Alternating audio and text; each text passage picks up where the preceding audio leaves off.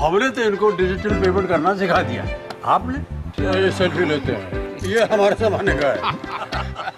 RBI कहता है कि डिजिटल पेमेंट अपनाओ, औरों को भी सिखाओ।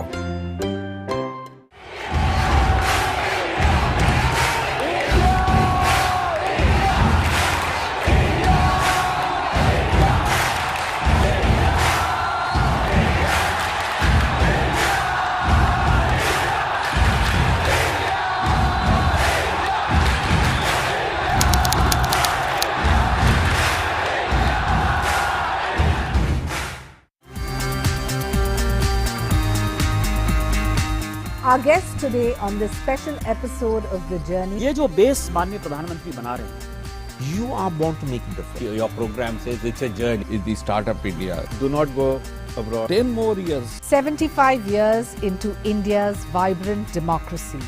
This clearly is a story that needs to be unfolded. Please watch The Journey, Indian parliamentarians in conversation with China NC.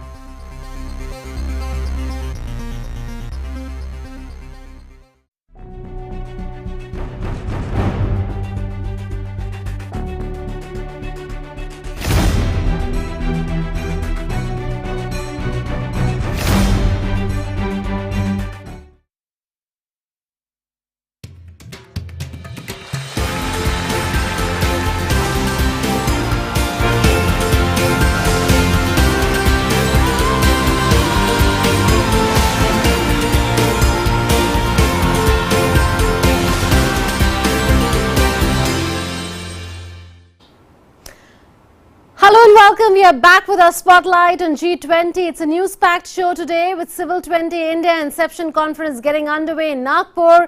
Civil 20 is an official engagement group of G20 that helps to incorporate social issues. Delegates were of the view that Civil 20 needs to be more ambitious and needs to give concrete recommendations that are both technically and politically feasible. We will give you a sense of what more was said by the delegates. Also on the show today, Labour 20 Inception meeting concluded in Amritsar. A G20 Young Ambassador Summit was organized in Coimbatore, and Udaipur is all set to host the second Sustainable Finance Working Group meeting of G20 to help developing nations get the finance that they need to meet the 17 Sustainable Development Goals. All that and more on India G20. I'm Munmun Bhattacharya. First up, the top stories. Prime Minister Narendra Modi meets the Japanese Prime Minister Fumio Kishida in New Delhi. Leaders discuss their priorities for their respective presidencies of G7 and G20. PM Modi tells PM Kishida giving voice to the priorities of Global South is an important pillar of India's G20 presidency. PM Kishida invites PM Modi to G7 Leaders Summit in Hiroshima in May.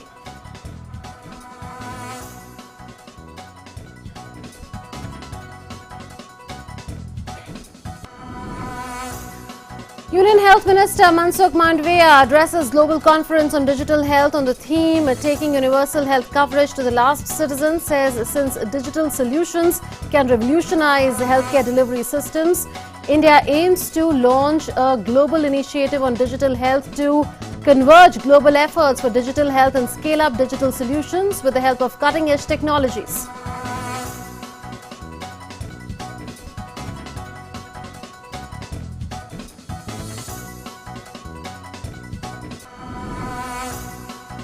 Three-day Civil 20 Inception Conference gets underway in Nagpur city of Maharashtra. 250 delegates from 29 countries attend the conference that brings together representatives from civil society and academia working on sustainable development issues. The first plenary session held on the theme Balancing Development with Environment.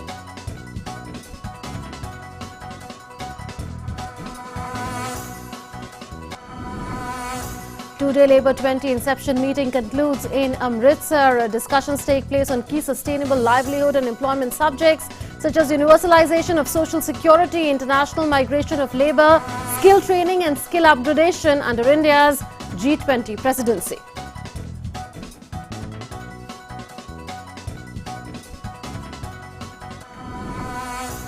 Udaipur, the city of lakes, gears up for the second G20 Sustainable Finance Working Group meeting from 21st to 23rd of March. Meeting aims to mobilize sustainable finance for global growth and stability and for promoting transition towards a greener society.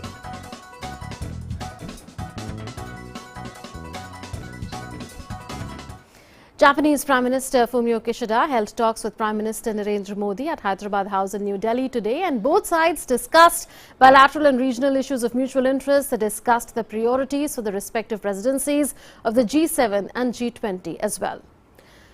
Prime Ministers Modi and Kishida met 3 times in 2022, including at late Shinzo Abe's funeral, and will meet at least 3 more times in 2023 on the sidelines of the G20, G7 and Quad summits. PM Modi acknowledged Japan's invitation to him for the G7 summit in Hiroshima city of Japan in May this year. The coming months will allow the two leaders to meet again on the sidelines of various international events. The Japanese PM spoke on how India, Japan and ASEAN countries can work together for bringing peace and prosperity to the international community amid current challenges and to achieve the vision of a free and open Indo-Pacific based on rule of law.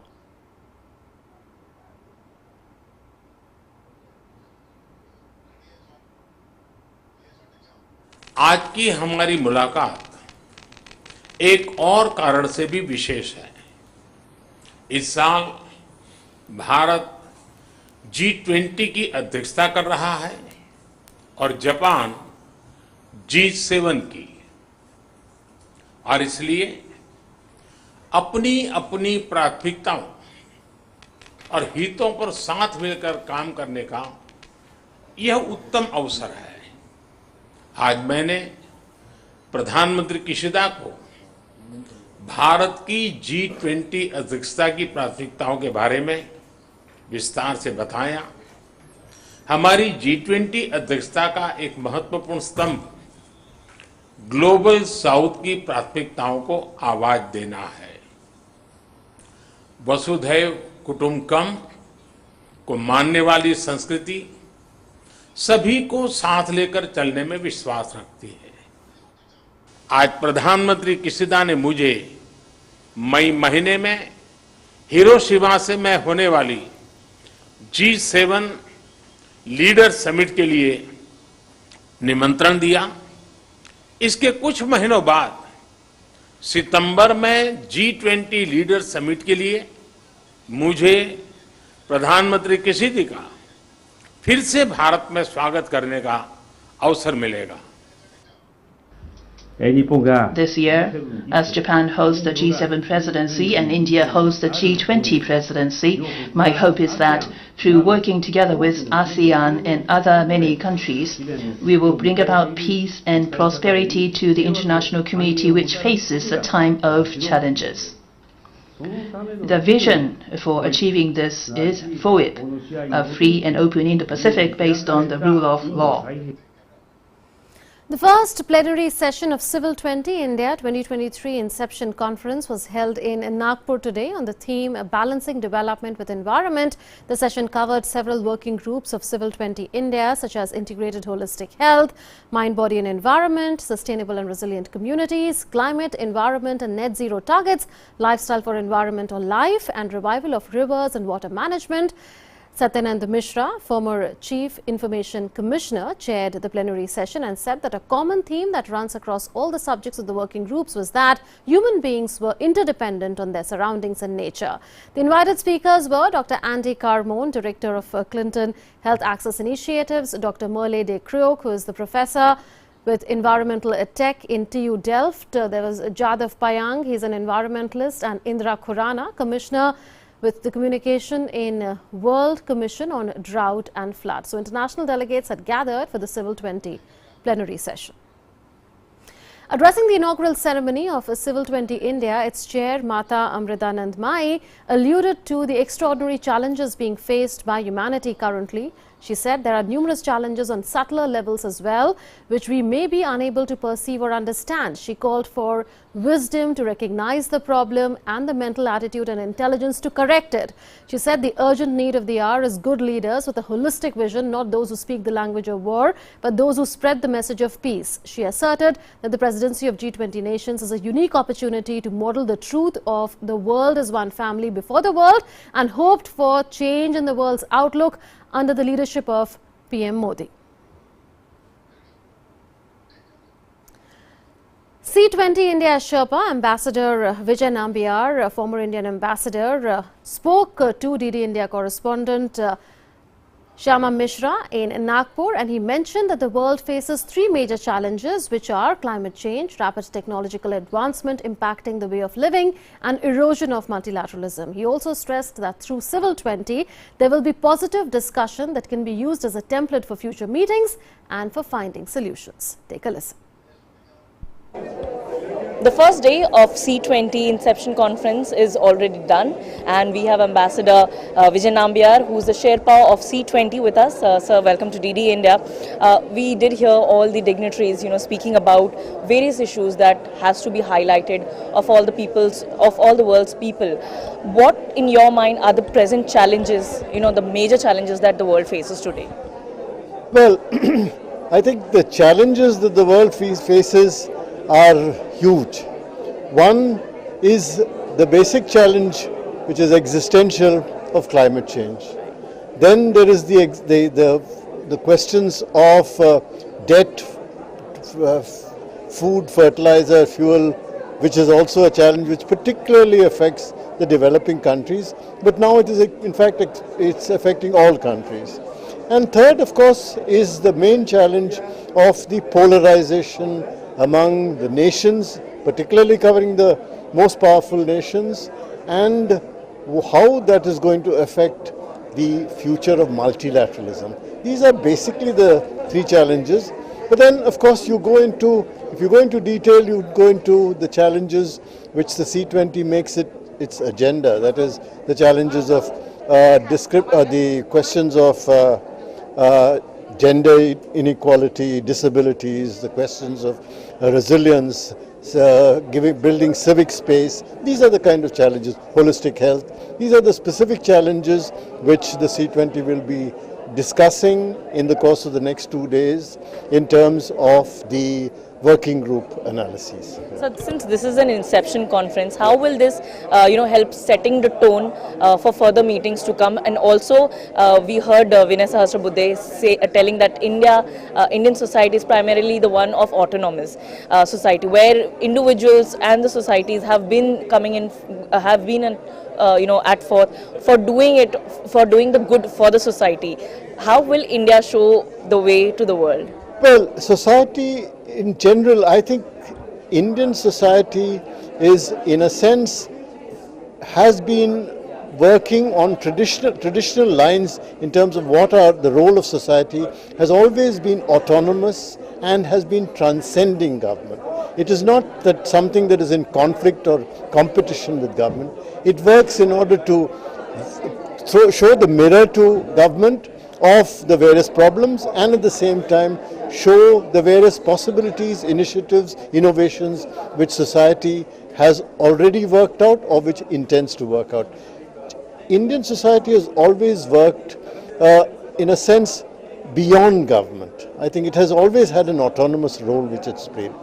But as I said, it has not been looking upon issues, problems, even conflicts in a manner which is in competition with government, but in a manner which reaches out in an inclusive manner. I think that has been the best. Obviously, there have been departures in terms of actual practices. All civil societies, there are good and bad examples that happen. But the larger message which civil society in India has been given is one of inclusion. This is one of looking at responsibilities, duties, and not just rights, not just an emphasis on rights. So lastly, we also have the Troika members.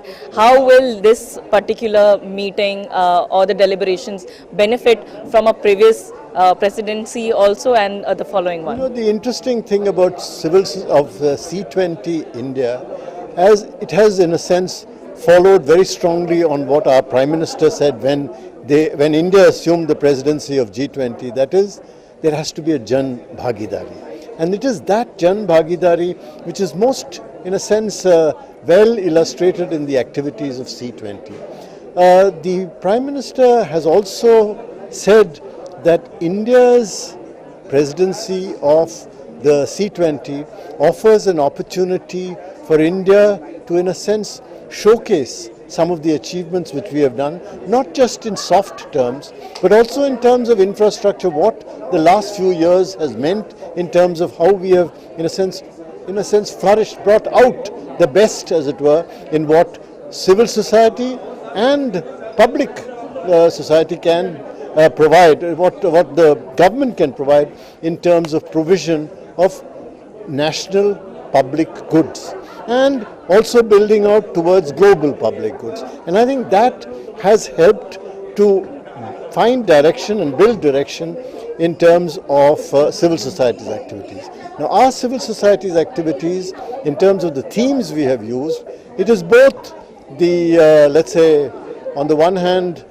the traditional themes which have come from successive G20 and C20 summits, like, as I said, about this holistic health, there is education, there is gender empowerment, there is climate, resilience, etc., as well as new items like traditional crafts, livelihoods, Vasudhaiva Kutumbakam ideas, then things like human rights as human values. It's a continuation, but with a slight difference, which shows the Indian sort of contribution which we like to make. So there is, in fact, while traditionally we have followed the standard principles of earlier C20s, which are identified as the Osaka principles, we followed that, but we are also trying new innovation and improvised. I think that's a something specific to our chairmanship this time, and how the C20 has also responded. So that was Ambassador Vijay Nambiar, who has beautifully explained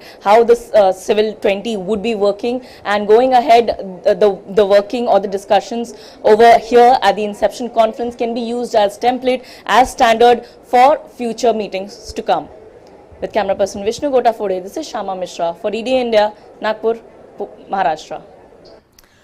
Vinay Sahasrabudhe, Vice Chairman of Rambhau Mahalgi Probidhini and also the patron of Civil 20 India Secretariat, said that the objective of the event should be to empower societies for doing good voluntarily and not be dependent on governments alone. He added that India, through its various initiatives, including the International Year of Millets and Yoga, has always been part of giving solutions to the world. Listen in.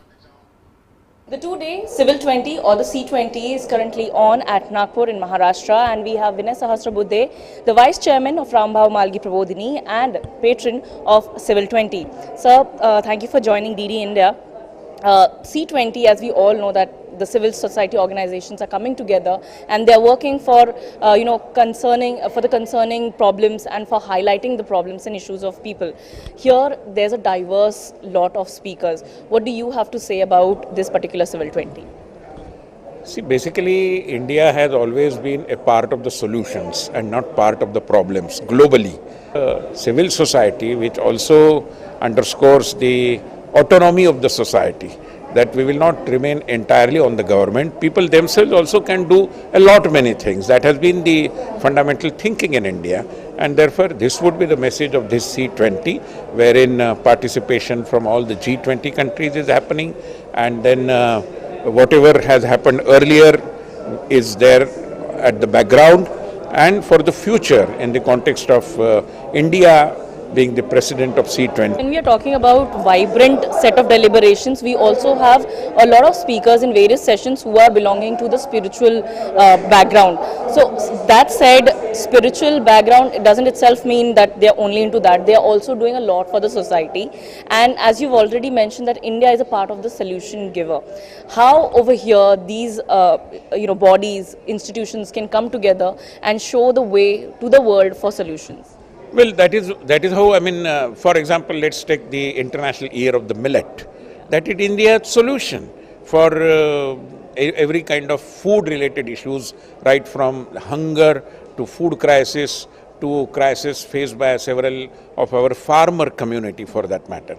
So likewise, or yoga, that is India's solution for the health-related and lifestyle-related issues. So likewise, as I said, India has been a part of solutions, and through our very strong interventions like the establishment of the International Day of Yoga, or for that matter the International Year of Millet, we have been providing solutions to the humanity, and I'm sure this particular conclave will also come out with some specific solutions. That this particular Civil 20 will encourage people to come forward and do their bit, because India has always believed in voluntary work, in Shramdan, and also becoming Atmanirbhar. Shama Mishra, DD News, Nagpur, Mumbai. Sue Sherpa of C20 India, Swadesh Singh, while speaking to DD India, said that there is a need to think about conflict avoidance rather than finding the solution later or conflict resolution. He added that the world should think on how conflicts can be avoided, and for that, involvement of civil society is crucial. Listen in. G20 or the Civil 20 has started in Nagpur in Maharashtra, the tiger capital of India, and we have Dr. Swadesh Singh, the Sue Sherpa of C20. Dr. Swadesh, welcome to DD India. We'll ask the first question. Throughout with the various engagement groups that we have been seeing, Civil 20s, this is the inception conference. What's the theme going to be like? And we also know for the fact that there are 14 working groups. So what are the sessions? What will be the topics that would be covered throughout these 2 days? So Civil 20 is one of the official engagement group of G20, where civil society organizations, they come up with their own perspective of different issues, which are being also discussed in ministerial groups and other way. So we will discuss about 14 topics.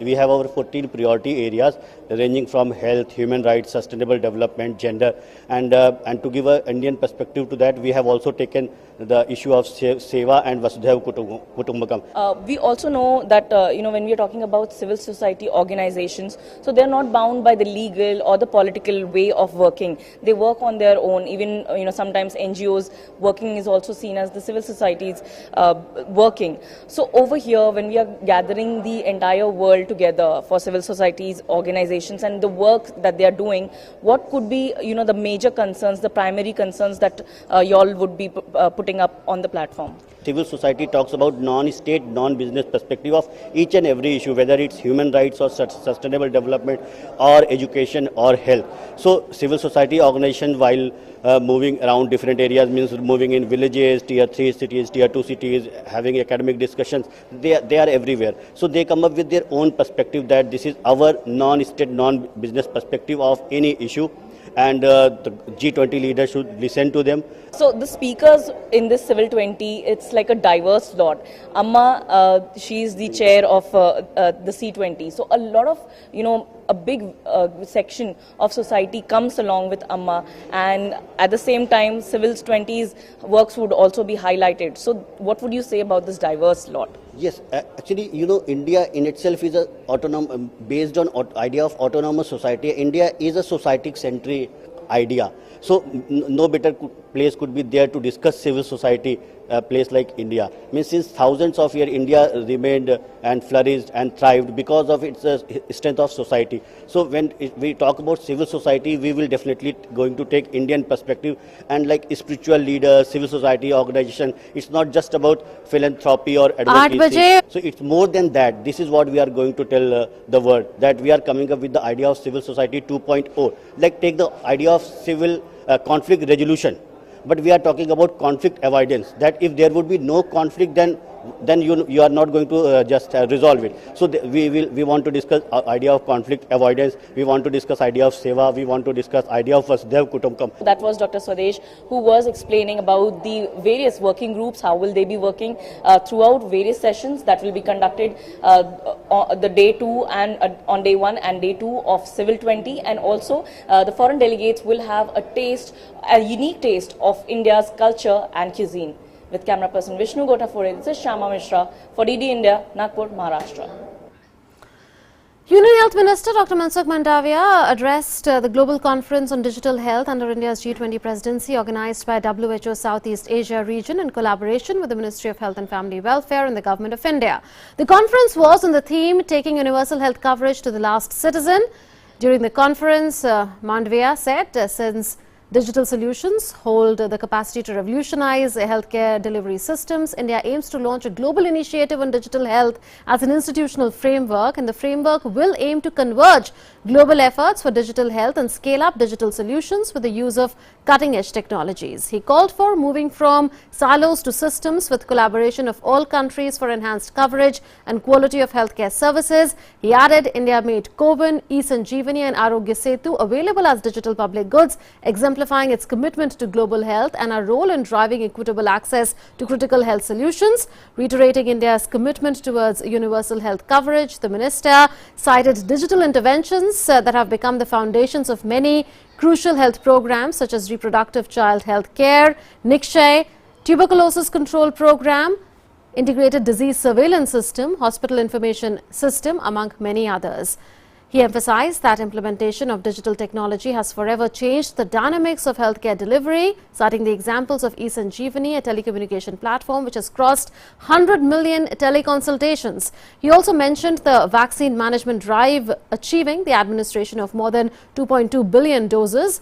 PM Arogya Yojana has provided health insurance to 500 million citizens free of cost in a cashless and paperless manner. He mentioned all those initiatives. He also spoke on how India is building consensus on promotion of digital public goods as a key enabler in achieving universal health coverage targets through customization and democratization of technologies. He explained that India, under its G20 presidency, has prioritized digital health as a specific priority in its health working group called Digital Health Innovation and Solutions to aid universal health care and improve healthcare service delivery. There is still a long way to go to achieve sustainable and scalable outcomes, he said, even though governments around the world are already making significant investments to leverage technology successfully to improve health outcomes.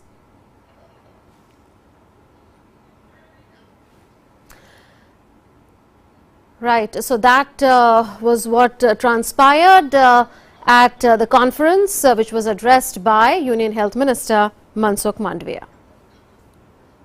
Dr. Poonam Khetrapal Singh, Regional Director with the WHO CRO, applauded India's E-Sanjeevani digital health solutions which helped more than 100 million teleconsultations. Listen in. Right, she also said that digital health solutions ensure democratization of health services and innovations with specific focus on low and middle income countries, and suggested that there should be establishment of digital health infrastructure, there should be building on institutional platform and citizen-driven digital health ecosystem. At the same time, Professor Alain Labrique, Director of Digital Health and Innovation with WHO, focused on the need of people-centered digital solution, taking care of equity and inclusion for marginalized community and the digital divide. Global leaders, health development partners, health policy makers, digital health innovators, influencers, academia and other stakeholders from around the world were also present at the conference.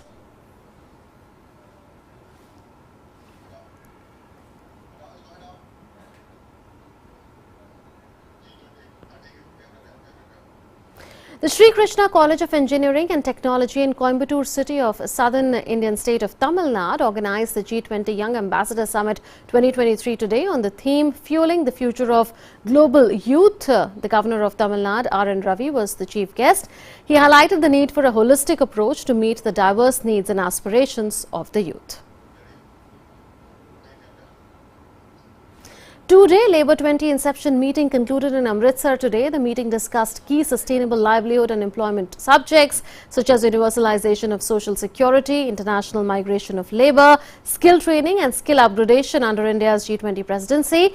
On the second day today, there were sessions on sharing country experiences on wages and a panel discussion on women and future of work. On the first day, there were panel discussions on changing world of work, new employment opportunities in G20 countries and promoting sustainable decent work.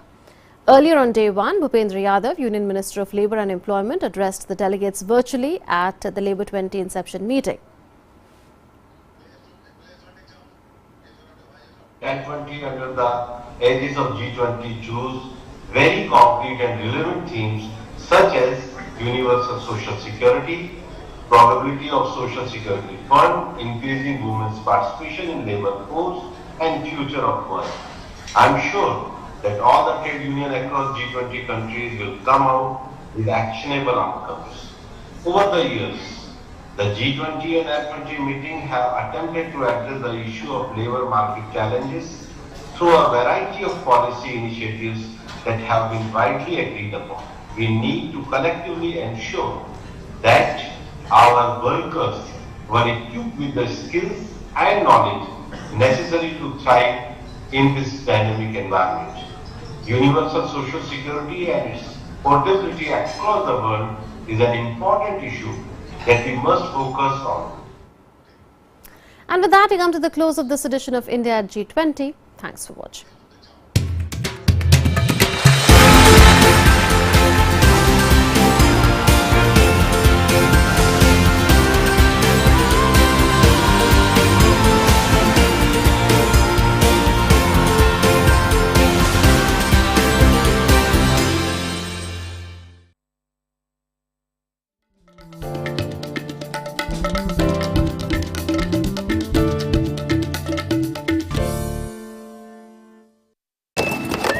कब तक लंबी लाइनों में उम्र बिताइएगा? Digital payment अपनाइए, चुटकी में हल पाइए। पुराने तरीके कब तक अपनाइएगा? डिजिटल पेमेंट बहुत आसान है।